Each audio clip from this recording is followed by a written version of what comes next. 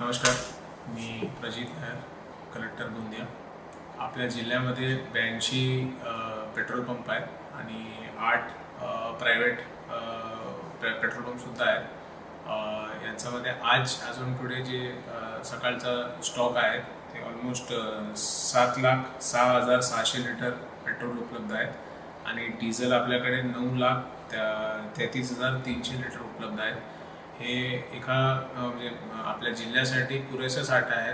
3 दिवस पुरेल इतका साठा उपलब्ध आहे। सध्या लोकांमध्ये थोडा गैरसमज झालेला आहे की पेट्रोल आणि डिझेलचा काही तुटवडा आहे आणि या कारणाने पेट्रोल पंपवर गर्दी करत आहेत। तर माझा विनंती आहे की असा कोणत्याही फेक न्यूज किंवा गैरसमज होऊ नये याच्यासाठी म्हणजे असा कोणत्याही परिस्थिती आपल्याकडे सध्या नाही आहेत।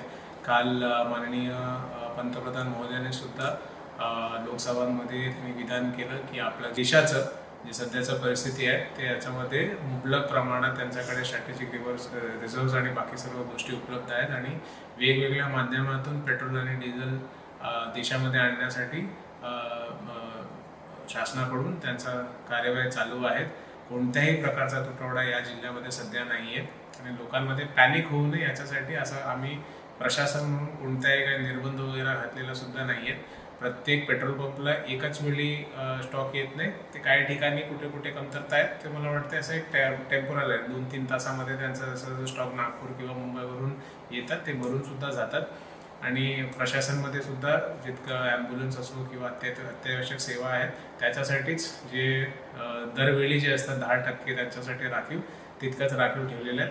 कोणत्याही फेक न्यूज किंवा गैरसमज लोकांमध्ये कोणीही पसरवू नका।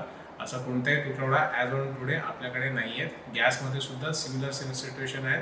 कोणत्याही प्रकारचा तुटवडा डोमेस्टिक कन्झम्पशनसाठी आपल्या जिल्ह्यामध्ये मागच्या इराणमध्ये वॉर चालू झाल्यापासून कोणत्याही प्रकारचा कमर्शियलमध्ये थोडा आपल्याला स्टार्टिंगमध्ये थोडा स्टॉक कमी येत होता, पण डोमेस्टिकसाठी कुठे कमतरता नव्हता। ते सेम सिच्युएशन आजही आहेत। आपल्याकडे मुबलक साठा आपल्याकडे उपलब्ध आहे।